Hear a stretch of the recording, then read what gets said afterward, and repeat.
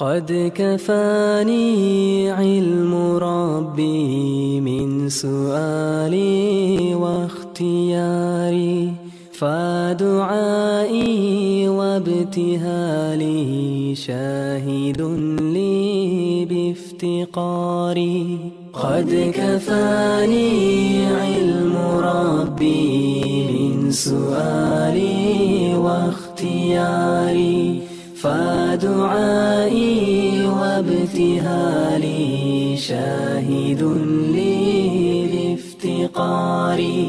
فلهذا السر أدعو في يساري وعساري، أنا عبد صار فخري ضمن فقري واضطراري. قد كفاني علم ربي من سؤالي واختياري، فدعائي وابتهالي شاهد لي بافتقاري. يا إلهي ومليكي أنت تعلم كيف حالي، وبما قد حل قلبي من هموم واشتغال، فتداركني بلطف منك يا مولى الموالي. يا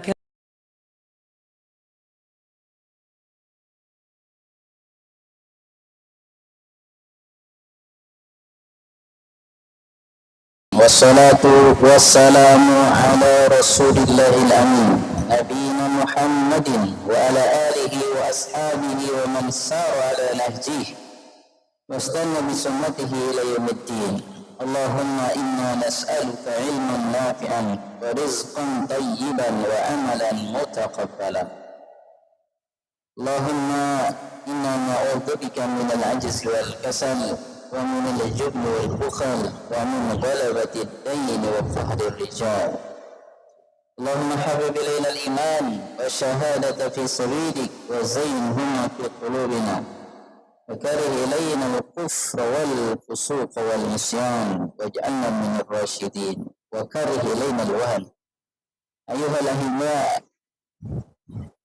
إخواني وأخواتي في الله تعالى، ما زلنا في الحديث رقم 53 من كتاب الجامع الصحيح لأمير المؤمنين محمد بن إسماعيل البخاري rahimahullah rahmatal abrar. Kita masih di hadis ke-53 pada bab ada'ul khumusi minal iman, bab menunaikan seperlima dari ghanimah atau harta rampasan perang itu adalah bagian dari keimanan. Lalu al-khumus, seperlima dari ghanimah atau harta rampasan perang, bagiannya untuk Allah, Rasulullah Sallallahu Alaihi Wasallam, Allah dan Rasulullah, kemudian kerabat-kerabat Nabi Muhammad Sallallahu Alaihi Wasallam, kemudian anak-anak yatim, kemudian orang-orang fakir dan ibnu sabil atau orang yang dalam perjalanan. Jadi harta rampasan perang apabila kaum muslimin mengalahkan orang-orang musyrik atau orang yang kafir dalam peperangan, seperti dalam perang Badar, seperti dalam perang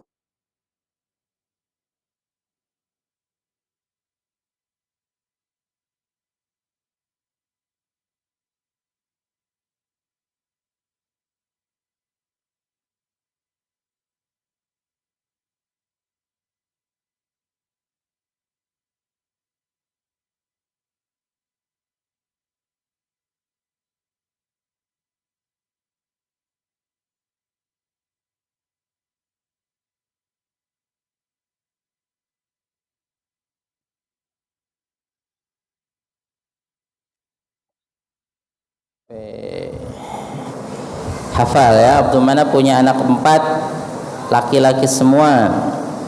Hashim, kemudian Muttalib, kemudian Abdus Syams, kemudian Naufal. Nah yang dua ini, Naufal sama Abdus Syams itu Quraisy juga, cuma sangat keras secara umum, secara kabilah ya 99,9% memusuhi Nabi Muhammad, ya benci sekali kepada Nabi Muhammad SAW. Tetapi Bani Muttalib, ya Muttalib dan Hashim itu secara kabilah anak cucunya itu kompak di masa sebelum Nabi Muhammad jadi nabi dan setelah Nabi Muhammad jadi nabi.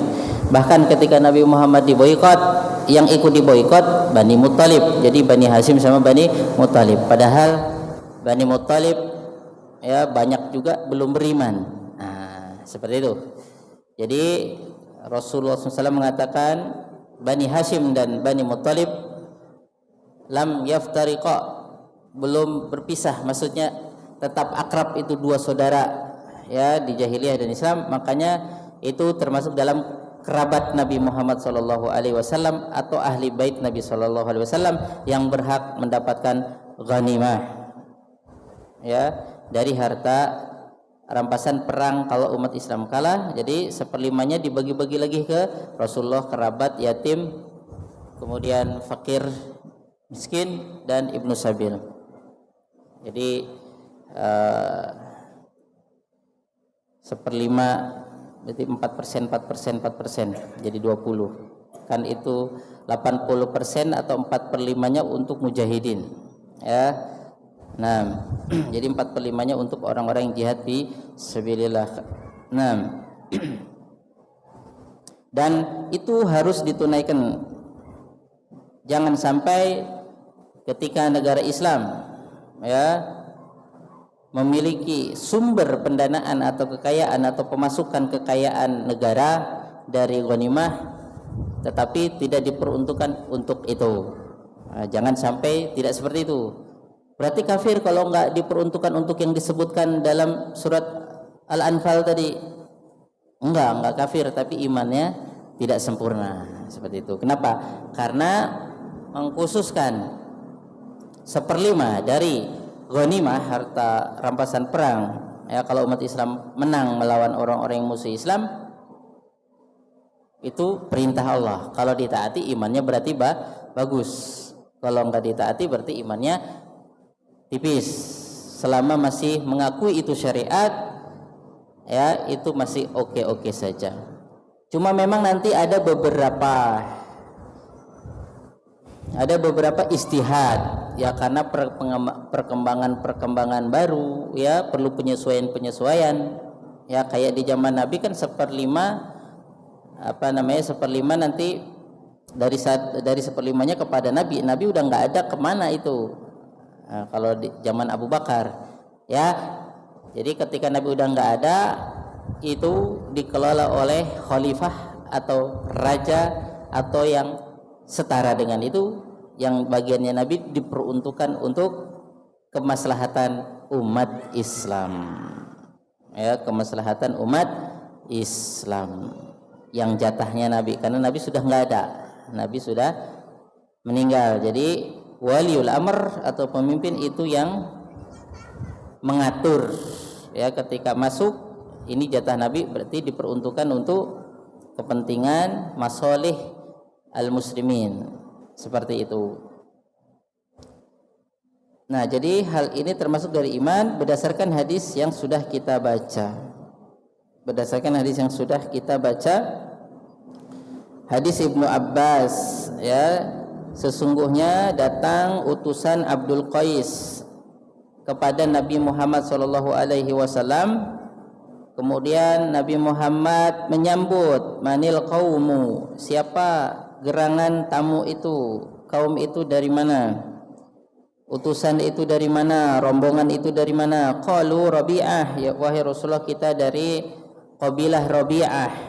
Ya, Rabi'ah itu Abdul Qais ya, ke atasnya Abdul Qais. Kata Nabi, marhaban bil qaum au bil wafdi ghaira khazaya wala nadama. Selamat datang ya atas utusan atau kepada utusan yang dijamin tidak rugi dan tidak akan nyesal kalau udah ketemu kita. Maksudnya Nabi menyambut mereka dengan sukacita. Jadi ketika ada utusan, ada tamu, Nabi menyambut tamu tersebut dengan sukacita, dengan kata-kata ghairu khazaya wala nadama, tanpa rugi dan tanpa nyesal.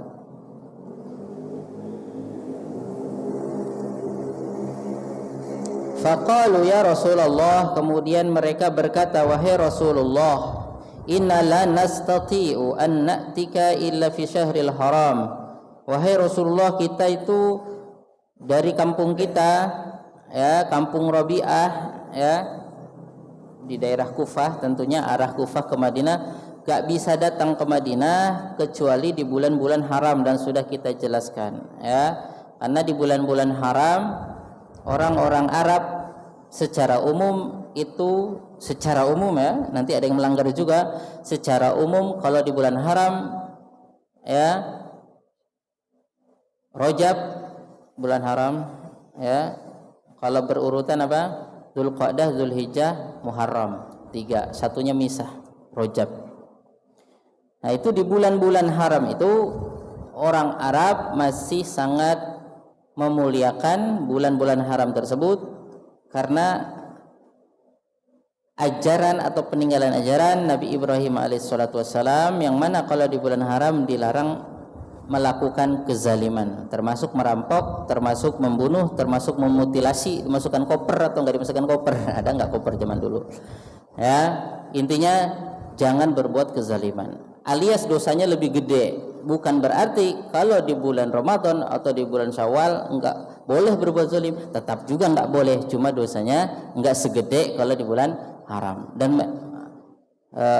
mereka secara umum masih menjunjung itu. Makanya kata rombongan ini, wahai Rasulullah, kita itu enggak bisa sering-sering datang ke Madinah, ya, untuk bersua dengan Rasulullah, menuntut ilmu dari Rasulullah sallallahu alaihi wasallam. Alasannya itu, bainana wa bainaka hadzal hayyu min kufari Mudar, antara kampung kita dengan Madinah, ya, kota Nabi itu ada kampung orang-orang kafir Mudar. Mudar juga kabilah besar, tapi secara umum kabilahnya kafir. Ya, yang beriman ada cuma mayoritas seperti itu. Mungkin sama lah ya, kalau ada suku-suku, rata-rata kalau suku ini muslim, Banjar itu contohnya muslim rata-rata, ada juga yang enggak, ya, Jawa muslim banyaknya kayaknya, Bugis kebanyakan kayaknya, tapi ada suku yang memang enggak muslim kebanyakan. Nah, sama Mudar di zaman itu, Mudar itu enggak beriman dan jahat.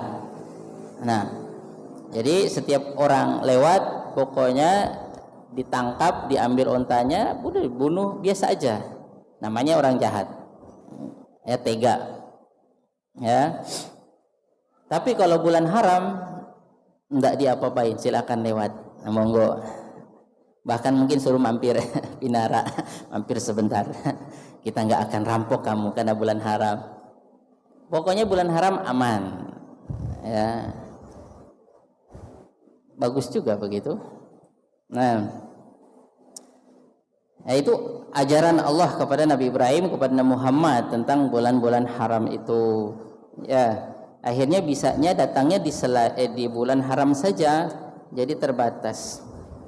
Kemudian apa? Ketika bertemu Nabi langsung pada intinya, ya, datang dari jauh-jauh, ya, rombongan nih.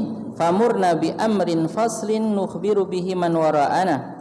Wahai Rasulullah, perintahkan kita, beri kita amalan, ya, yang penting, faslin, ya, nukhbiru bihi man wara'ana, sesudah kita tahu kita akan share kembali kepada orang-orang di kampung kita. Nukhbiru man wara'ana, itu gak sabar Pak, saking baiknya. Pokoknya dapat info, karena kita udah jalan jauh, dapat ilmu, kita mau sebarkan lagi. Jadi bukan mau dikantongin sendiri, ya, atau pinter sendiri, enggak.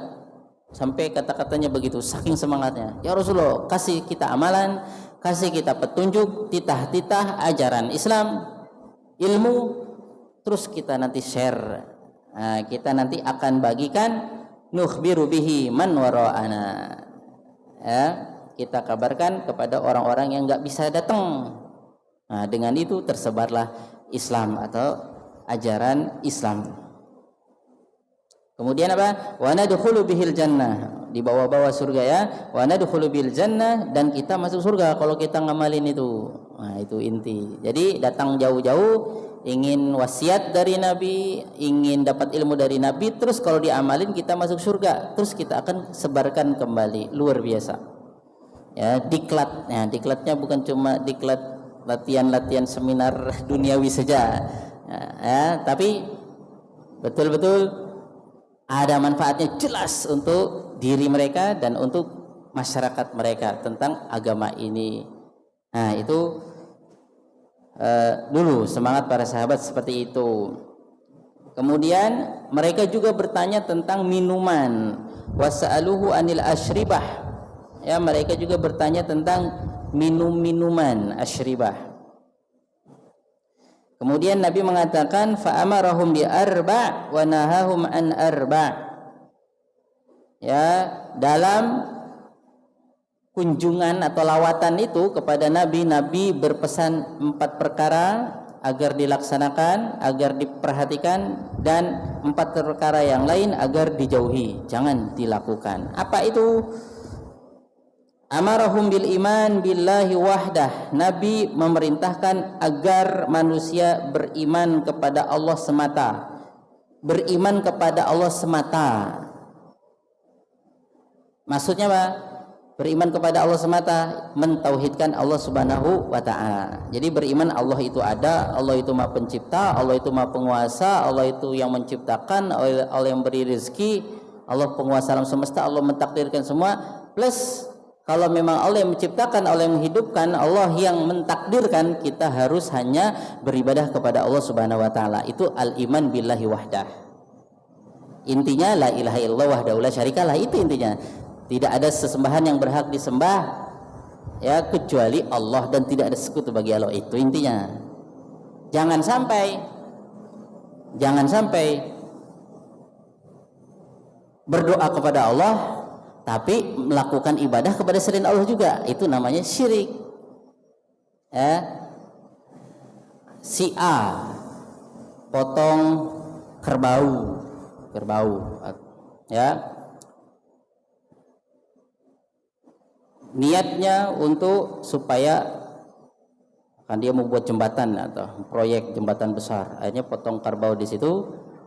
Niatnya supaya nggak diganggu oleh makhluk halus dan makhluk kasar atau penunggu atau arwah leluhur atau apalah. Itu tidak boleh. Oh enggak, habis itu kan nyembelihnya baca bismillah, ibadah. Nanti kepalanya ditanam, dagingnya disate, kan bermanfaat untuk masyarakat. Itu namanya syirik. Ya. Oh, kalau kepalanya kan nggak bisa dimakan, buang aja. Dagingnya kan enak. Nah, niat pertama, niat utamanya bukan untuk Allah, padahal menyembelih itu persis seperti sembahyang. Fasholli li rabbika wanhar. Salatlah karena Allah, menyembelih juga karena Allah. Bismillah, Allahu Akbar, semata karena Allah. Dulu ada sahabat Nabi bernazar, ya Rasulullah, saya mau potong onta ya, mau nahar onta ya, saya mau menyembelih. Kalau unta itu sebetulnya nyembelihnya bukan digorok-gorok begitu, ditusuk sininya di atas, ini di dada kita Pak ada lubang di atas dada, itu ditusuk itu pakai pisau tajam, tombak atau pisau, tusuk kemudian geser begitu. Jadi enggak kek. Bisa juga begitu, bisa, cuma malah lama. Ya, jadi kalau unta itu ditusuk nahrun. Ya. Kalau dzabaha gini, nyembelih ayam potong. Nah, itu dzabah. Kalau naharo itu tusuk geser.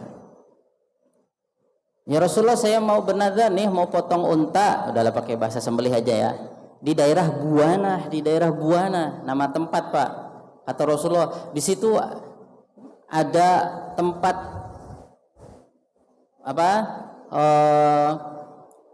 perayaan keagamaan orang-orang kafirnya enggak, orang-orang musyrik. Oh enggak ada.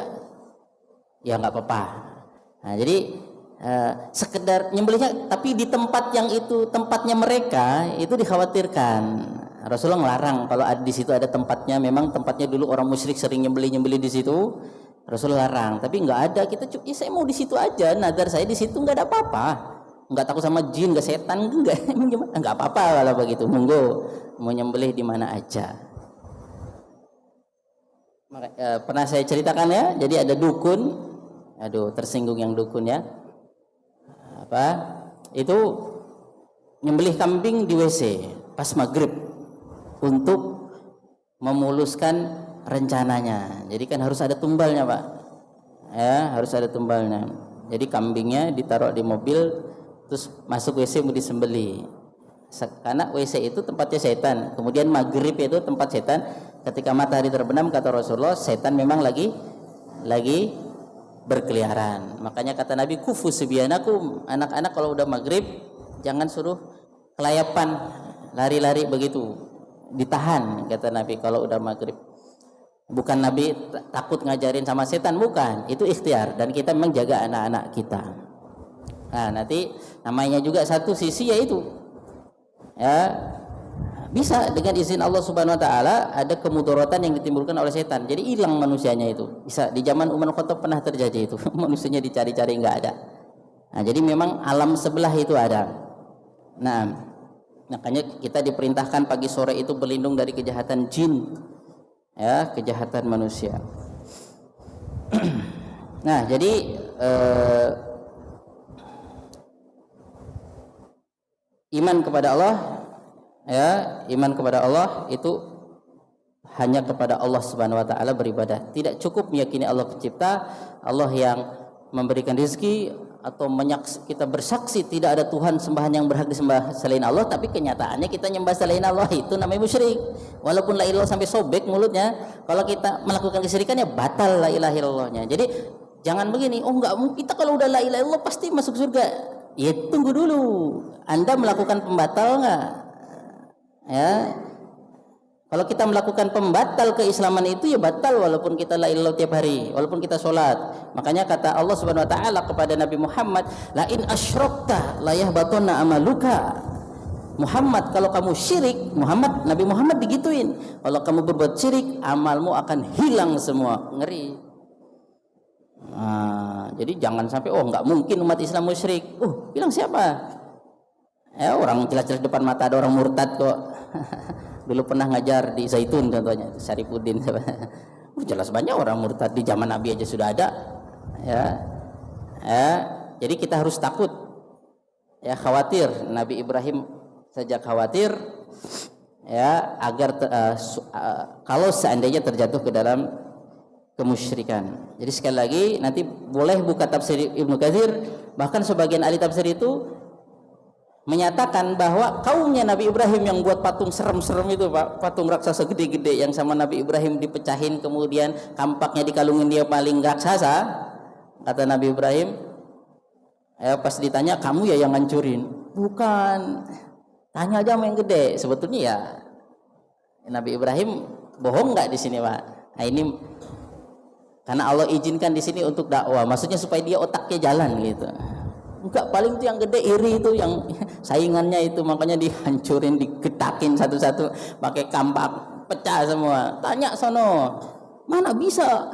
Jelas-jelas itu, mana bisa ngomong orang patung begitu aja. Lo jelas nggak berkuasa, jelas kamu lebih sakti dari dia, ngapain kamu takut sama patung yang kamu buat serem sendiri? Bukan, jelas bukan Tuhan, jangan disembah. Nggak bisa, kamu jahat, tak bakar. Dibakarlah Nabi Ibrahim. Ya, jadi waktu itu mereka yakini Allah Tuhan, cuma takut sama patung juga. Ya, takut mereka ke patung sama dengan takutnya ke Allah Subhanahu wa taala. Ada yang matahari, ada yang bulan, macam-macam. Karena Nabi Ibrahim itu keturunannya Nabi Nuh, nasabnya sampai ke Nabi Nuh, Nabi Soleh, Nabi Hud. Ya, jadi kesyirikan itu terjadi di zaman Nabi Nuh. Kemudian Allah binasakan. Itu yang masuk kapal itu orang-orang beriman dan sedikit. Nah, tapi dari sedikit itu nanti ada yang buat musyrik lagi. Ya termasuk di zaman Nabi Ibrahim berbuat syirik lagi. Tapi agamanya ya agama Nabi Nuh, tauhid. Cuma ya sama. Ketika Nabi Ismail sama Nabi Ibrahim di Mekah itu bertauhid. Dibuat Ka'bah, Ya, Nabi Ibrahim sama istrinya, sama anaknya, sama orang Jurhum di situ beriman kepada Allah. Ka'bah murni Ka'bah, ibadah, tawaf. Lama-lama ada pergeseran, ada pergantian kekuasaan, ya, ada suku baru datang. Ya, suku baru datang, Amr bin Luhai Al-Khuzai dari kabilah Khuza'ah. Itu jadi penguasa dan banyak duit, Pak. Duitnya banyak, modalnya gede. Dia bawa patung dari Syam, ditaruhlah 1, 2, dijual beli, lama-lama patung 1, 2, 3, 4. Jadi di zaman Nabi 360 patung. Nabi 10 tahun, 13 tahun di Mekah. Itu kalau sholat di situ, patungnya di sekitar Nabi, belum bisa digeser-geser sama Nabi. Pas Fatu Mekah baru dihancurin. Tidak peduli apa kata UNESCO. UNESCO belum lahir. Kalau ada UNESCO tidak boleh itu patung bersejarah, yang penting nggak disembah, jangan dihancurin. Sayang, lo tidak bisa, ini di masjid tidak boleh ada patungnya. Nah itu kan kesyirikan. Padahal orang Quraisy itu anak cucunya Nabi Ibrahim. Ya, tapi karena sudah dilupakan ajarannya, ngikutin ajaran Amr bin Luhai Al-Khuzai. Jadi kalau nyembelih saja, sebagian untuk dia, sebagian untuk Allah. Itu apa maksudnya? Ya, sudah kita jelaskan waktu di beberapa pengajian, ya, tentang binatang kalau sudah melahirkan sekian kali, yang sekiannya bukan untuk Allah tapi untuk berhala-berhala. Ini maksudnya apa? Lucu-lucu gitu, ya, aneh-aneh. Ya, nanti kalau ada binatang dilepas, kalau dilepas nggak boleh disembelih, udah itu untuk berhala. Nadar, ya apa-apaan, tidak boleh. Nadar itu hanya untuk Allah, bukan untuk berhala. Ya, tapi mereka percaya Allah, ya, seperti itu. Itu yang harus kita renungkan. Jadi jangan mentang-mentang la ilaha illallah Muhammad Rasulullah, jangan. Itu bisa hilang, sebagaimana uang kita kalau taruh sembarangan hilang, ya enggak? Iya, motor kita aja kalau taruh sembarangan kuncinya nasi nempel bisa hilang. Sama iman kita bisa hilang kalau nggak kita jaga. Nah, makanya kita harus bentengi, ya, supaya tidak hilang iman kita. Kalau perlu bertambah terus, baca Quran seayat 2 ayat, ke masjid, wah itu tahan imannya. Tapi kalau jauh dari masjid biasanya agak tipis-tipis. Ya, minimal kalau di masjid kan malu lah mau joget-joget atau maksiat, malu lah di masjid. Ya, tapi nggak juga di masjid terus, nggak kerja, salah juga. Terus kerja, cari nafkah. Nah, seperti itu. Jadi iman kepada Allah semata itu nomor 1. Ya, ini pokoknya, sebetulnya pokoknya. Kemudian qala atadruna mal iman billahi wahdah. Kalian tahu sih apa iman kepada Allah semata? Qalu Allah wa rasuluhu a'lam. Mereka berkata Allah dan Rasulnya yang paling mengetahui. Allah wa rasuluhu a'lam. Kata-kata Allah wa rasuluhu a'lam itu kalau zaman dulu, kalau Nabi masih hidup. Ketika Nabi sudah meninggal, Allahu a'lam saja. Allahu a'lam. Karena Rasulullah nggak bisa kita tanya lagi, Pak. Walaupun Rasulullah hidup di kuburannya, kalau kita ngucapin salam, kalau kita doain Rasulullah, assalamu alayka ya Rasulullah, Allahumma sholli ala Muhammad wa ala ali Muhammad, kan mendoakan Nabi itu, Pak. Bukan kita minta ke Nabi, kita doain Nabi. Kita doain Nabi. Itu sampai Nabi balas. Tapi enggak boleh kalau kita minta ya Rasulullah, enggak hujan nih, tolong dong berdoa sampaikan supaya hujan. Enggak boleh. Jadi kita yang doain Nabi, karena Nabi sudah meninggal, supaya Nabi derajatnya tambah tinggi. Dan umat yang tahu diuntung, insya Allah mengucapin salam dan sholawat terus kepada Nabi Muhammad Sallallahu Alaihi Wasallam. Ya, Allah wa Rasuluhu a'lam. Allah dan Rasulnya yang lebih tahu. Nah, inti dari iman itu apa kata Nabi Muhammad? Syahadatu alla ilaha illallah wa anna Muhammadar Rasulullah wa iqamus shalah wa itauz zakah wa siyamu Ramadan wa an tu'tu minal magnamil khumus. Jadi kata Nabi, iman kepada Allah semata adalah kita bersyahadat tidak ada sembahan yang berhak disembah kecuali Allah dan Nabi Muhammad itu utusan Allah. Ya, Nabi Muhammad itu utusan Allah. Ini secara umum. Tapi kalau kita beriman kepada Nabi Muhammad sebagai utusan Allah, kita nggak percaya Nabi Daud, Nabi Isa utusan Allah, nggak beriman juga Pak. Kita kafir, bukan orang Islam. Jadi kalau kita beriman kepada Nabi Muhammad, ya kita beriman kepada nabi-nabi yang lain. Kenapa? Karena memang rukun iman itu beriman kepada rasul-rasul, bukan cuma satu rasul ini. Jadi ketika disebut Nabi Muhammad, ya karena kita umatnya Nabi Muhammad, bukan berarti kita nggak percaya kepada rasul sebelum Nabi Muhammad. Sama ya, orang yang mengakui Isa sebagai nabi, Musa sebagai nabi, tapi nggak mengakui Nabi Muhammad sebagai nabi, walaupun Allah Tuhan, Nabi Isa bukan Tuhan, tetap bukan orang Islam. Itu ada juga Pak, kelompok itu di YouTube pun ada, zaman dulu pun ada banyak, sekarang ada juga. Jadi ada kelompok Nabi Isa itu cuma Rasul, bukan Nabi. Adapun Nabi Isa sebagai Tuhan itu adalah satu kesesatan. Tetapi Nabi Muhammad juga bukan Nabi, atau Nabi tapi khusus orang Arab, bukan untuk semua, bukan Islam juga. Kalau kita beriman kepada satu Nabi, harus beriman kepada Nabi-Nabi yang lainnya, karena rukun iman. Ya, karena itu rukun iman. Allah Subhanahu wa taala berfirman, kadzabat qaumun nuhinil mursalin. Itu sering kita ulang ya. Kaum Nuh itu mendustakan rasul-rasul. Kaum Nuh, kaumnya Nabi Nuh, ya, itu mendustakan rasul-rasul. Itu bahasa Al-Qur'an. Kadzabat qaumun nuhin al-mursalin. Ya, kaumnya Nuh mendustakan rasul-rasul. Padahal mendustakan satu rasul aja. Ya, udah cukup. Kalau kita mendustakan Nabi Nuh, kaumnya Nabi Nuh nggak percaya sama Nabi Nuh, kepada ajaran Nabi Nuh, berarti dia juga nggak percaya kepada ajaran Nabi sebelum Nabi Nuh atau setelah Nabi Nuh. Makanya nggak kaget orang-orang yang di zaman Nabi Isa itu, yang di zaman Nabi Musa, nanti akan ada Rasulullah datang nanti, harus beriman juga. Iya, kalau datang harus kita beriman. Kalau kita udah mati duluan, ya gimana? Rasulnya belum datang udah mati. Nah itu juga rahasia kenapa Salman Al-Farisi masuk Islam, kenapa orang-orang Madinah satu kampung Mbak, orang Ansor dan Khazraj, orang Ansor dan Khazraj, keliru, lapar ya.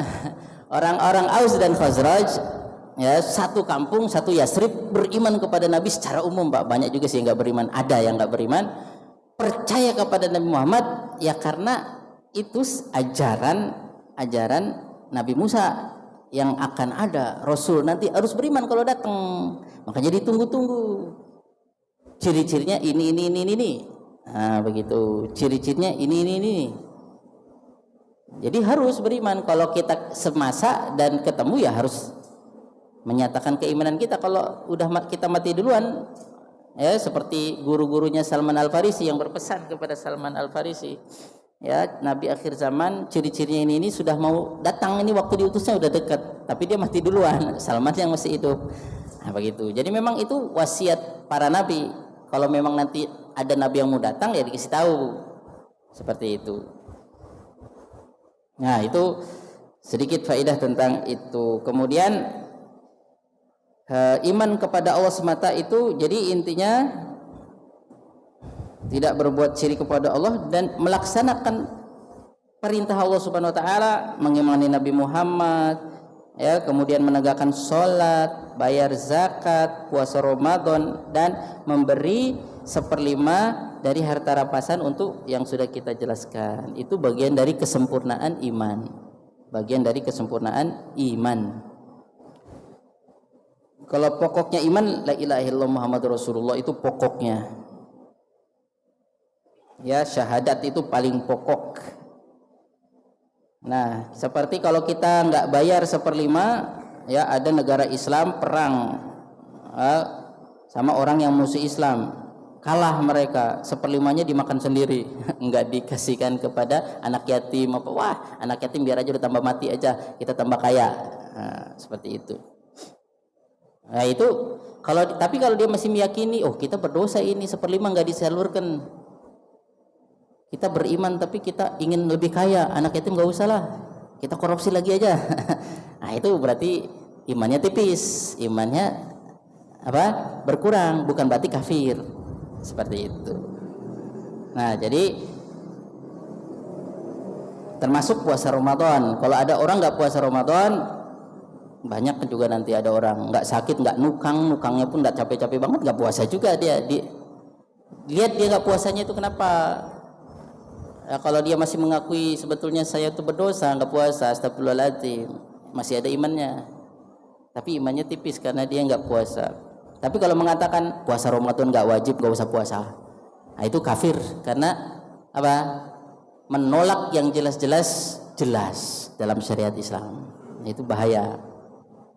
Seperti itu. Kemudian apa yang dilarang oleh Nabi? Jadi yang 4 itu sholat, zakat, puasa, ghanimah. Terus yang syahadat, yaitu dasar dari 4 ini harus ada semua. Jadi itu 4-nya. Jadi termasuk menyalurkan ghanimah kepada pos-pos yang sudah diberitahu oleh Allah Subhanahu Wa Taala. Kemudian Nabi melarang dari 4. 4 ini berhubungan dengan minum-minuman tadi. Nabi melarang hantam.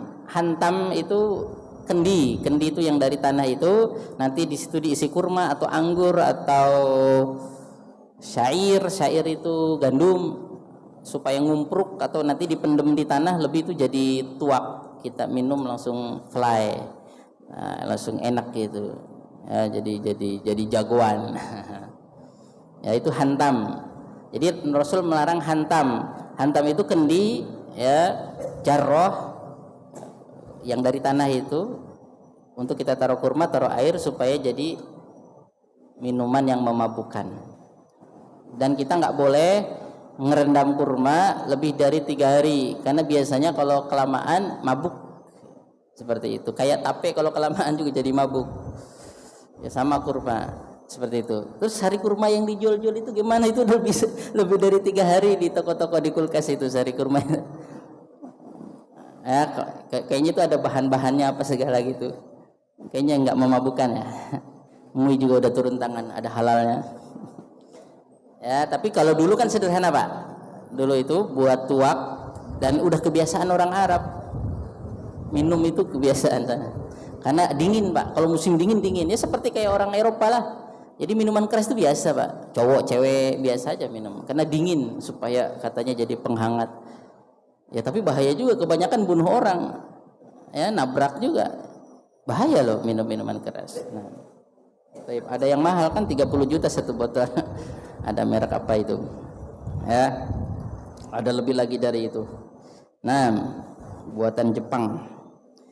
Baik, ala kulli hal, jadi hantam itu Rasul jangan yang dari kendi. Kemudian apa? Wadubba, Rasulullah melarang dubba, minuman dubba. Jadi dikasih nama duba karena terbuat dari duba. Duba itu waluh, apa waluh? Palonceng, apa ya? Orang zaman dulu apa ya? Itu Pak, labu, tahu Pak? Bukan labubu ya, labubu. Labubu boneka nggak jelas ya. Labu yang panjang yang bisa disayur itu masuk juga duba. Jadi diambil dalamnya terus nanti jadi kering. Nah itu jadi tempat bawa air, biasanya untuk buat minuman keras orang zaman dulu. Tahu nggak Pak, apa itu yang labu sayur? Orang Sunda balonceng, betul nggak? Orang Sunda balonceng, yang kayak panjang itu kayaknya di pasar ada itu. Nah itu kalau udah tua, dibolongin, dibuang dalamnya, biji-biji diambil, tuh keras itu. Saya masih ingat dulu orang pasir juga pakai itu, ada yang dikeringkan. Nah itu untuk dingin air kalau dimasukkan situ. Dulu dimasukkanlah kurma situ, kan panas, mabuk, fly. Jadi kebiasaan minum itu asli Pak, kebiasaan masyarakat Arab. Makanya ketika Nabi 13 tahun di Mekah aja tuh orang Islam tuh masih minum Pak. Minum, enak. Enak masih minum. Minuman keras Pak. Mabuk. Jadi ketika Nabi di Mekah itu belum diharamkan. Diharamkan itu ketika Nabi udah di Madinah, itu pun seru ya. Jadi kata Bunda Aisyah, seandainya syariat Islam itu langsung semuanya haram, wah kabur semua kata Bunda Aisyah. Makanya Rasulullah bertahap pelan. Nah dilihat imannya udah kuat baru. Jadi pada satu hari pas di Madinah, Anas bin Malik cerita ada tamunya bapak angkatnya ya Tolhah itu lagi menjamu Anas lagi mengeluarkan minuman keras untuk tamu. Biasa Pak sahabat itu, ayo bersulam. Ya, minum biasa. Langsung turun ayat pengharaman khamr selama-lamanya. Sampai ke kuping sahabat. Enggak pakai Pak, takwil aneh-aneh, karena iman udah kuat. Ya Allah, haram, udah mau diminum, buang. Ya Allah, itu iman. Kalau kita kan, wah kan enak, dulu aja halal, kok bisa tiba-tiba jadi haram? Jual-jual lah minimal dapat. Wah, jadi gentong-gentong itu banyak Pak, buatnya susah lagi. Apalagi kalau yang mahal kan, yang eksekutif, yang premium. Itu pas sampai, nah itu dalil bahwa kabar satu orang kalau valid, laksanakan. Quran itu bisa merubah hidup kita, seperti itu.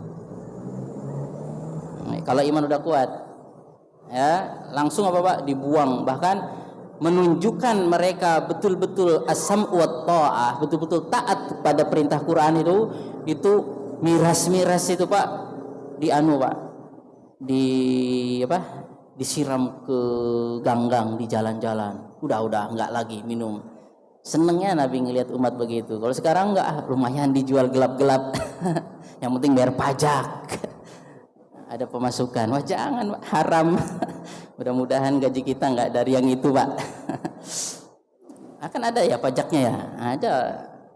Ya mudah-mudahan dari bapak-bapak dapat gaji bukan dari yang itulah. Amin. Nah, ala kulli hal, jadi intinya kebiasaan berat sekali. Nah, makanya Nabi langsung sikat semua. Duba, Nabi tahu jenis-jenisnya, duba, dari duba, terus dari nakir. Ya, nakir. Nakir itu pohon gede itu Pak, gentong tapi terbuat dari bonggol kurma. Jadi pohon kurma ditebang, nanti dilubangin, dibor gitu, ya. Pokoknya jadi layak, jadi tempat untuk naruh kurma, naruh apa supaya memabukkan untuk fermentasi gitu. Kalau zaman dulu sih dari kayu-kayu juga ya buat minuman keras itu, lebih cepat itu. Gentong-gentong yang zaman dulu itu, ya kayak apa?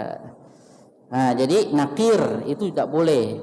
Padahal jenisnya sama minuman, cuma Nabi sebutkan bahan-bahannya yang dipakai kan, jenis-jenis minuman ada duba, ada apa, Nabi sebutin semua, termasuk muzafat. Muzafat itu dikendi tapi yang halus, mewah itu. Ada kalau kita pelitur gitu, ada zafatnya. Jadi kayak kalau kapal itu harus dikasih itu, tukang kapal di sini tahu Pak ya, orang pinggir pantai itu yang penyeberangan ferry mungkin tahu. Jadi kalau buat perahu itu harus dikasih zafat. Zabat itu supaya nggak cepat retak kayunya. Ya mungkin kayak jenis pelitur ya, kayak aspal begitu. Intinya zatnya kayak aspal gitu. Jadi untuk supaya kayu itu nggak dimakan rayap, nggak retak-retak. Nah itu pun ya muzafat, kendi yang begitu, yang halus ya, yang haram juga. Intinya semua minuman keras mau dikasih nama duba, hantam, ya, nakir, muzafat, ya itu nggak boleh, haram. Ihfaduhunna, kata Nabi, ihfaduhunna. Nah ini jaga itu ya, ingat pesan itu, ihfaduhunna wa akhbiru bihinna man wara'akum. Ini penting Pak, kata-kata kunci itu. Jaga itu, pahami itu, share ya. Kata-kata sebarkan kembali. Itu yang kita kadang-kadang nggak semangat. Wah iya, gitu-gitu terus orang kita nggak semangat. Ngajak teman aja malas. Maunya ngajak futsal yuk, bulu tangkis, tenis yuk, tepok tenis. Ngajak tenis semangat, ngajak ke masjid nggak mau. Ajak aja Pak, nggak mau ya udah, yang penting saya sudah ngajak. Kayaknya nggak pernah sholat Pak, wis ajak Pak sekali. Bisa jadi kata-kata Bapak itu masuk hatinya kalau lagi ikhlas. Nggak ikhlas juga mudah-mudahan diampuni. Bisa loh Pak, serius Pak. Ada orang seumur-umur nggak sholat, sekali diajak sholat, ngomong langsung sholat tuh bisa. Kalau Allah lagi bukakan hatinya. Tapi sopo sih ngajak? Orang kita nggak mau ngajak loh, nggak mau ngasih tahu. Kalau udah ngasih tahu, sekerasnya Umar Khattab juga dapat hidayah. Sekerasnya Khalid bin Walid itu, ya Allah, Khalid bin Walid itu orang pintar kurang apa itu Pak, jenderal itu. Tapi baru masuk Islam setelah berbelas-belas tahun. 13 tahun di Mekah aja mental Pak, Islam itu nggak masuk sama otak dia. Dapat juga kalau hidayah. Sa'ad bin Waqqas Amr bin As juga sama. Ajaklah bapak kita paman sholat yuk ke masjid, tobatlah wis tuwe. Sudah bunyi 1 menit. Nah, ini pesan saya untuk saya sendiri. Mungkin walaupun agak bercanda supaya nggak terlalu marah, dapat hidayah jadi pahala. Alhamdulillah. Demikian Bapak, Ibu-ibu yang kami muliakan, barakallahu fikum. Mudah-mudahan kita masuk surga dan dijauhkan dari neraka. Amin ya rabbal alamin. Subhanakallahumma bihamdika asyhadu an la ilaha illa anta astaghfiruka wa atubu ilaika. Wassalamualaikum warahmatullahi wabarakatuh.